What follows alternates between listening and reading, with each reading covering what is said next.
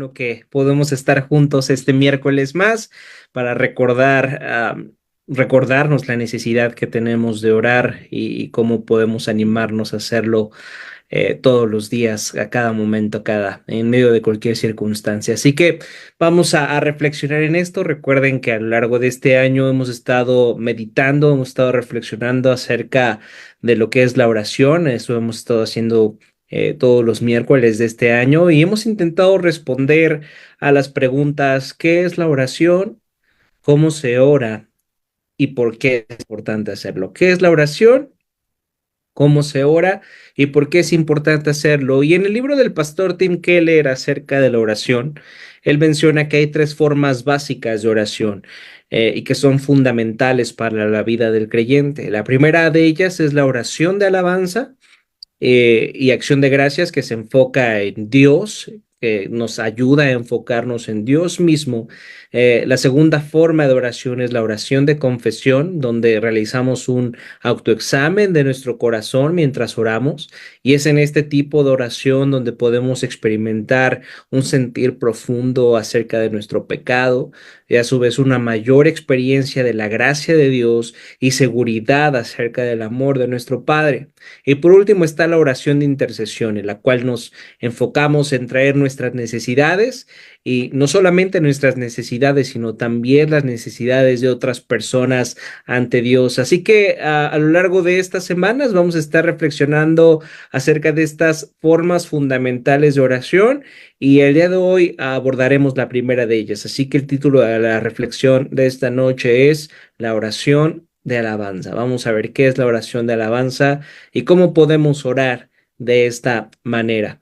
Y para reflexionar acerca de la oración de alabanza, me gustaría que meditáramos en algunos versículos del Salmo 135, así que les pido que puedan tener abiertas sus Biblias en este texto. Y fíjense lo que dice el versículo 1, ahí en el Salmo 135, versículo 1. Dice: Aleluya, alaben el nombre del Señor, siervos del Señor, alábelo. Ustedes que permanecen en la casa del Señor, en los atrios de la casa del Dios nuestro. El escritor británico C.S. Lewis, más conocido por nuestra cultura por ser el autor de los libros de las Crónicas de Narnia, libros que después se hicieron películas, no solamente tiene libros acerca de estas historias, sino también tiene libros acerca de teología o libros apologéticos, y uno de ellos es su libro Reflexiones sobre los Salmos. Y C.S. Lewis en este libro comienza relatando uno de los problemas que tenía con muchos de los salmos, en particular con aquellos en los cuales Dios llama a las personas a que lo alaben, justo como el que acabamos de leer, ¿verdad? Es curioso porque a partir del Salmo 134 hasta el Salmo 150, todos estos salmos comienzan con una invitación a la alabanza a Dios. Y C.S. Lewis dice esto al respecto en este libro, Reflexiones sobre los Salmos. Él dice: nosotros despreciamos al hombre que exige la reafirmación continua de su propia virtud. Nosotros despreciamos al hombre que busca adoración, que busca alabanza, que busca reafirmación continua de su propia virtud, dice C.S. Lewis, inteligencia o encanto. En estos salmos pareciera que Dios estuviera diciendo: lo que más deseo es que me digan que soy bueno y grande. Eso es lo que dice C.S. Lewis al inicio de su libro. Y tal vez tú, al igual que yo, alguna vez has pensado de esta manera, como si Dios quisiera nuestra alabanza porque tuviera una necesidad de ella, como si fuera un Dios egocentrista que necesitara nuestra afirmación, que necesitara nuestra adoración y que necesitara nuestros cantos y nuestra alabanza. Sin embargo, Lewis, con el paso del tiempo, empezó a reflexionar sobre las razones por las cuales tú y yo alabamos. Y déjame decirte algo: cuando tú y yo utilizamos estas palabras como adoración o alabanza, realmente en nuestra cultura, ¿para qué solemos utilizar esas palabras, adoración y alabanza? No son palabras que solemos utilizar más en ámbitos relacionados a la religión, no son como esas palabras domingueras que solamente utilizamos justamente los domingos que nos reunimos, pero la verdad es que tú, aunque no seas un creyente, y yo alabamos y adoramos cosas de este mundo, aunque no nos demos cuenta. Adoramos cosas como una obra de arte, como una pieza musical, como un paisaje, o incluso podemos llegar a adorar a una persona. ¿Qué pasa cuando escuchas una canción increíble? O cuando comes una pizza deliciosa? ¿O cuando conoces un lugar desde donde se puede tener una vista hermosa? ¿Qué pasa cuando encuentras estas cosas tan maravillosas? Una canción increíble, una increíble pizza o simplemente un lugar que de repente descubres y ves que desde ahí se tiene una vista hermosa de la ciudad o de otra parte o otra sección de la naturaleza, otra sección del bosque, otra sección de la playa. ¿Qué pasa cuando encuentras estas cosas? ¿No quieres que las personas que te importan escuchen esa canción o coman esa pizza o te acompañen a ver ese lugar hermoso? Si te das cuenta, deseamos que las personas admiren esas obras maestras y que si no las admiran, que si no las conocen, que si no las prueban, entonces se están perdiendo de algo hermoso. Les está haciendo falta conocer algo que vale la pena conocer. Pensar en esto ayudó a Lewis a entender los salmos que nos llaman a alabar a Dios.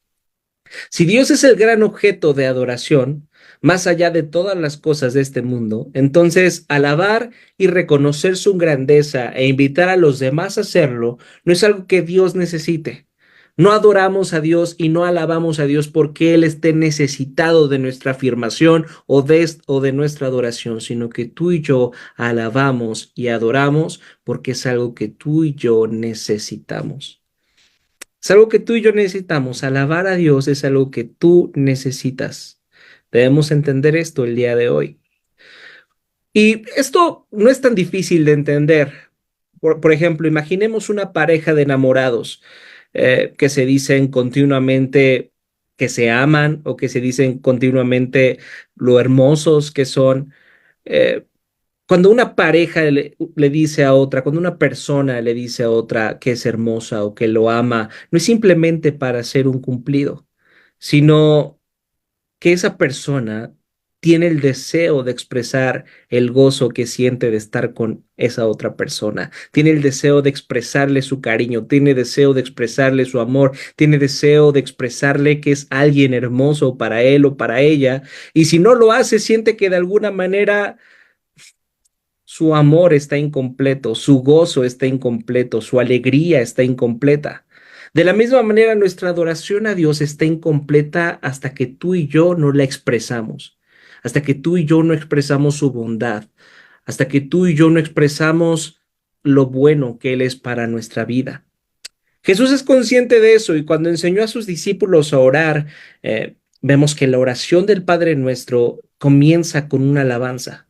¿Se dieron cuenta? ¿Se han dado cuenta cómo inicia la oración del Padre Nuestro? Ya lo hemos reflexionado aquí otros miércoles, pero la oración del Padre Nuestro comienza diciendo, Padre nuestro que estás en el cielo, santificado sea tu nombre. Antes de llegar con nuestras peticiones, Jesús nos enseñó a llegar con nuestra alabanza, a llegar con nuestra adoración y decirle, Padre nuestro que estás en el cielo, que sea santo tu nombre.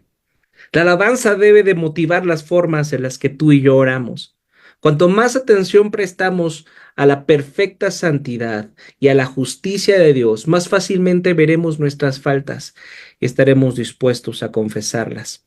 Cuanto más percibimos su majestad, nos damos cuenta de nuestra dependencia de Él, más fácilmente podremos acudir a Él para traer nuestras peticiones delante de Él.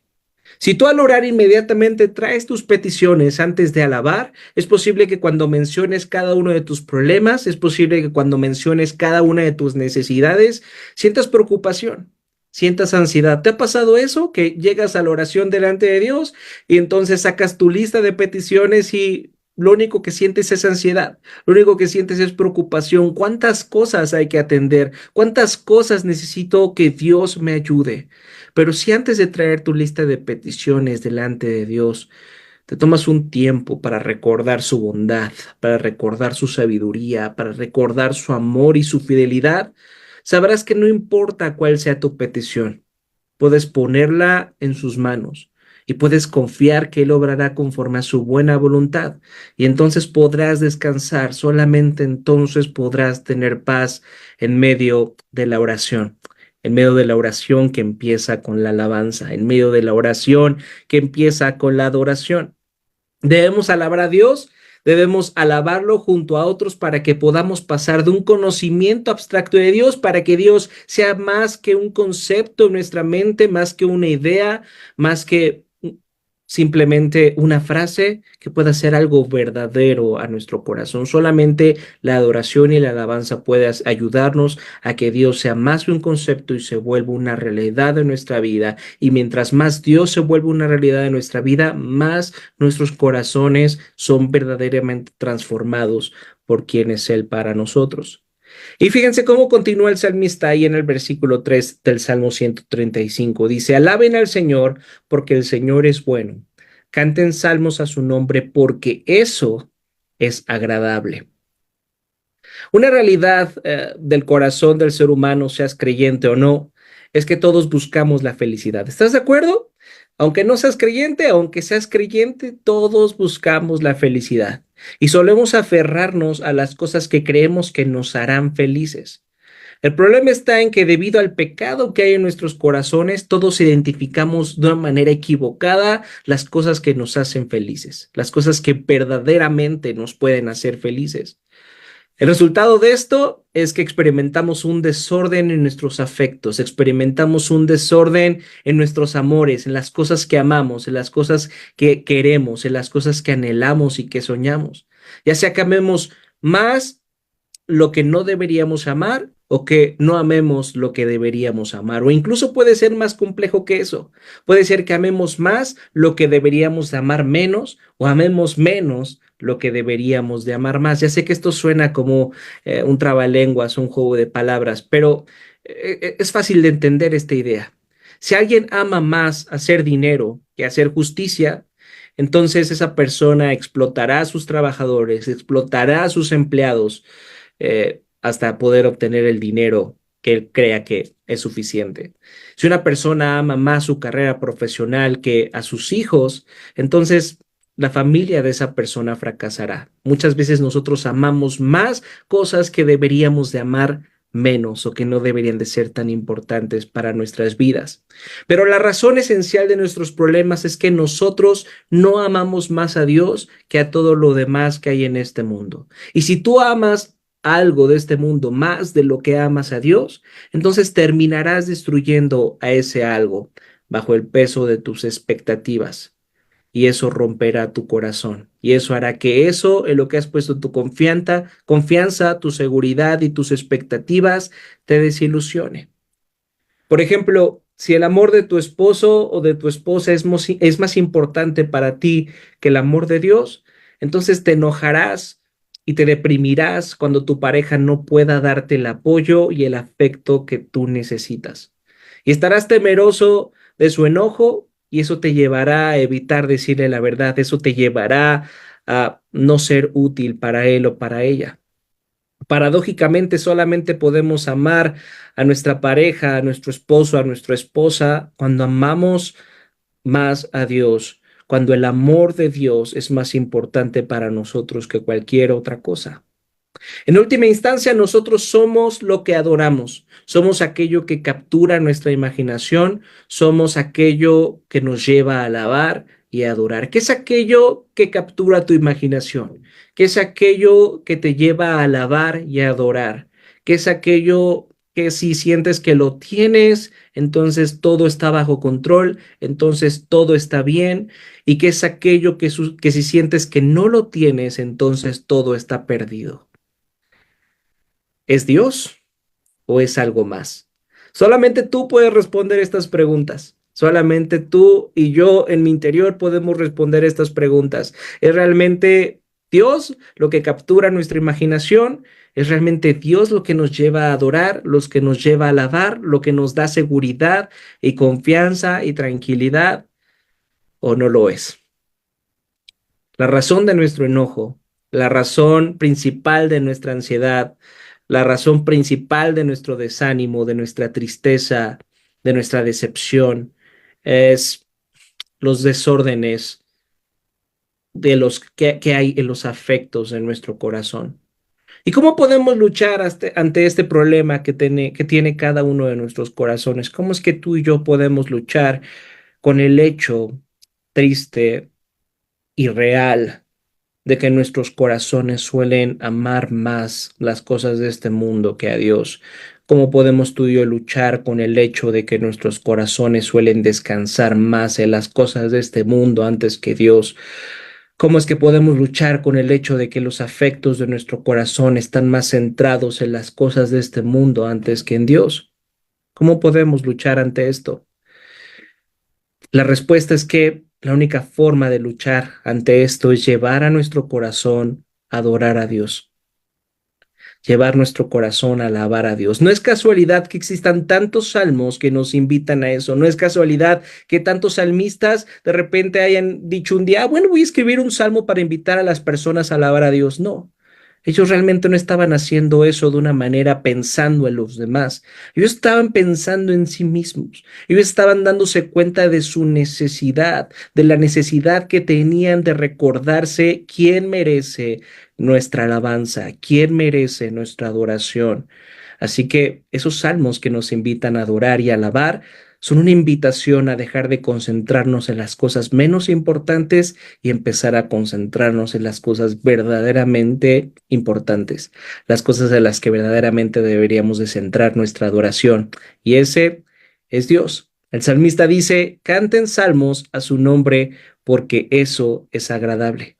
Debemos recordarnos a cada instante quién es Él y lo que Él ha hecho por nosotros.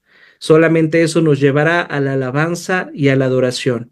Amar absolutamente a Dios por sobre todas las cosas solamente puede cultivarse, solamente puede practicarse a través de la adoración y de la alabanza. Y finalmente dice el versículo 13, me gustaría que meditáramos rápidamente en esto que dice el versículo 13. Todo lo que dice el salmo es importante, es un salmo precioso. Sin embargo, quise tomar estos versículos para poder entender bien lo que significa la oración de alabanza. Y dice el versículo 13, tu nombre, Señor, es eterno, serás recordado por todas las generaciones. Ciertamente el Señor juzgará a su pueblo y de sus siervos tendrá compasión. La oración de alabanza debe ser fundamentada en dos hechos importantes que los vemos reflejados en estos dos versículos. El salmista dice, tu nombre, Señor, es eterno, serás recordado por todas las generaciones. La primera razón por la que tú y yo deberíamos adorar a Dios es por el simple hecho de quién es Él. Es por el simple hecho de que Él es Dios. Es por el simple hecho de que Él ha creado todo y Él ha deseado compartir su gloria, su belleza, su honor, su dignidad contigo y conmigo. Si existe el arte, es gracias a Él. Si existe la comida rica, es gracias a Él. Si existen los hermosos paisajes, son gracias a Él. Y tal vez alguien diga, no, pero si existe la comida rica, eso depende de un buen cocinero. Si existe un buen arte, eso depende de un buen artista. Sin embargo, ese artista necesita algo creado para hacer su arte, para hacer su creación, para hacer su obra. Ese buen chef necesita elementos creados para cocinar eso tan delicioso. Todo lo que tenemos en última instancia es gracias a nuestro creador, es gracias a su bondad y todo lo que tenemos proviene de él. Así que todo lo que vale la pena en este mundo ha sido un regalo de parte de Dios para nosotros. Todo ha sido creado por él y para él, pero nos ha compartido de lo que es él a ti y a mí. Muchas veces tú y yo somos ingratos y olvidamos la bondad de Dios al crearnos y al permitirnos disfrutar todas las cosas buenas de este mundo. Cuando algo nos parece hermoso, solemos adorar lo creado en lugar del creador. Y para ejemplificar esto, me gustaría poner un ejemplo, tal vez un poco burdo, pero muy real. Muchos de nosotros tenemos mascotas a las que amamos, ¿no es así? Hay algunas personas que por más tonto que suene, basan su alegría en la compañía de sus mascotas. Desde luego que esta es una forma incorrecta de acercarnos a ella, pero ¿qué pasaría si viéramos a nuestras mascotas como parte del amor que Dios nos tiene? ¿Qué pasaría si al acercarnos a nuestras mascotas nos preguntáramos, ¿quién es el Dios que se tomó el tiempo de crear este perrito, de crear este gatito, de crear este animalito para alegrar mi corazón? Para que yo me pueda sentir acompañado en este tiempo, para que me pueda sentir alegre cada vez que llego a la casa y me recibe con alegría este animalito que no sabe realmente a quién está ladrándole, a quién le está moviendo la colita. Si lo supiera no lo haría, pero este animalito lo hace. ¿Qué pasaría si nos preguntáramos y dijéramos qué forma tan preciosa de la que no, en la que nos ama nuestro Dios, en la que nos ama nuestro Creador, que se tomó el tiempo de crear estos seres para alegrar nuestro corazón? ¿Qué pasaría si hiciéramos eso con cada cosa que alegra nuestro corazón en nuestra vida? Con nuestra esposa, con nuestro esposo, con nuestra carrera profesional, con las cosas que nos divierte hacer. ¿Qué pasaría? Eso nos llevaría a la adoración, eso nos llevaría a la alabanza, eso nos llevaría a reconocer quién merece nuestro canto, quién merece nuestra alegría, quién merece nuestra confianza y nuestra seguridad. Debemos de acercarnos a todas las cosas que hay en este mundo de esta forma, con gratitud. Solamente así podremos adorar antes al Creador que lo creado. El segundo hecho que debe de ser fundamental en nuestra oración de alabanza es recordar lo que Él ha hecho por nosotros. Dice el salmista, ciertamente el Señor juzgará a su pueblo y de sus siervos tendrá compasión. Debemos recordar que Dios ya no nos debe nada. Muchas personas se acercan a Dios como si Él les debiera algo, como si Dios les hubiera prometido una vida con salud, una vida sin problemas, pero la realidad es que Dios no nos ha prometido nada de eso. Él ya nos ha dado todo lo que tú y yo necesitamos. ¿Y sabes qué es eso que tú y yo necesitamos más que a nada en este mundo? Necesitamos que el justo pueda dar la vida por los injustos. Necesitamos que Dios entregara a su Hijo para poder perdonarnos, porque solamente Cristo puede vivir la vida que tú y yo no podemos vivir, y sin embargo, Él sufrió la muerte que tú y yo merecíamos. Cristo es la respuesta. Cristo es la forma en la que dice este salmo se puede cumplir. Ciertamente el Señor juzgará a su pueblo y de sus siervos tendrá compasión. La única forma en la que Dios puede tener compasión de ti y de mí es que Él entregó al Hijo justo, al Hijo perfecto, al Hijo obediente, para poder recibir hijos injustos, hijos desobedientes, hijos imperfectos. Dios merece nuestra alabanza porque Él hace que todas las cosas nos ayuden a bien. ¿Realmente podemos creer eso? ¿Realmente podemos creer eso no solamente cuando las cosas nos salen bien, no solamente cuando tenemos éxito, sino cuando las cosas no salen como queremos, cuando llega una enfermedad no deseada, cuando una situación parece adversa? ¿Realmente podemos creer en medio de esa situación que todo lo que Dios permite en nuestras vidas nos ayuda para bien, que tiene un buen propósito en nuestras vidas? ¿Cómo es que tú y yo podemos creer eso aún en medio de circunstancias adversas? La única forma de creer en eso es recordar cómo Dios nos salvó en medio de circunstancias adversas, como Dios nos salvó al entregar a su propio Hijo a la muerte. ¿Eso no es una circunstancia adversa? ¿Eso no es una circunstancia difícil? Sin embargo, a través de la muerte del Hijo de Dios es que tú y yo podemos ser perdonados, es que tú y yo podemos ser aceptados, es que podemos ser reconciliados con Dios y ahora podemos recibir su salvación. Así que en medio de cualquier circunstancia, por más adversa que parezca, debemos recordar que Dios también utiliza esas circunstancias para que podamos enfrentarnos a Él, para que podamos mirarlo a Él, para que podamos conocerlo a Él. Así que oremos esta noche junto con los hermanos que nos acompañan. Les pido que puedan encender sus cámaras y oremos para que podamos alabar a Dios en todo momento, no solamente por lo que Él ha hecho por nosotros, sino también por quién es Él. Que mientras lo alabamos a solas o juntos con nuestros hermanos de la iglesia, pasemos de un conocimiento abstracto de Él a un conocimiento profundo de su gloria, a un conocimiento profundo de su amor, el cual nos ha mostrado en Cristo, para que nuestros corazones sean verdaderamente transformados.